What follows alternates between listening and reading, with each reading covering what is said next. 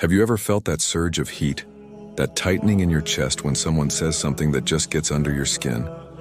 You want to lash out, to prove them wrong, to put them in their place. We've all been there. It feels like a battle, right? And in our minds, the winner is the one with the loudest voice or the sharpest comeback. But what if I told you that true strength, the kind that really matters, isn't about winning that argument at all? There's a profound teaching from the Prophet Muhammad, peace be upon him, that completely flips our understanding of power on its head. He said, "The strongest person is not the one who can fight, but the one who controls their anger." Think about that for a second. It's not about physical wrestling or verbal sparring. The real contest, the ultimate test of strength, happens right inside you. Imagine this scenario. You're in a meeting, and a colleague publicly dismisses your idea. Or you're online and a stranger leaves a nasty comment on your post. The immediate instinctual reaction is to defend yourself, to retaliate. Your ego is bruised and it's screaming for justice. Every fiber of your being wants to fire back. And in that moment, you have a choice. You can give in to that impulse.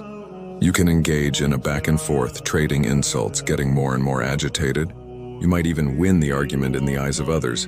But what have you really won? A fleeting moment of satisfaction, probably followed by regret, a soured relationship, and a day ruined by negativity. You let someone else's words dictate your emotional state. They pushed a button and you reacted exactly as they expected. In a way, they controlled you.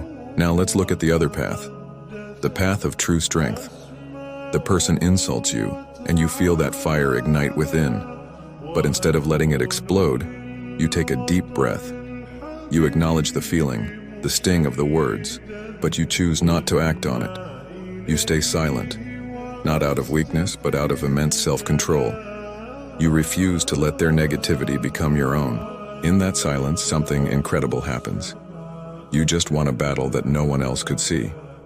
You wrestled with your own ego, your own anger, your own desire for revenge, and you came out on top. That is a victory far greater than any verbal takedown. You maintained your peace, your dignity, and your composure. You proved that you are the master of your own emotions, not a slave to the provocations of others. This isn't about being a doormat or letting people walk all over you. It's about strategic emotional intelligence.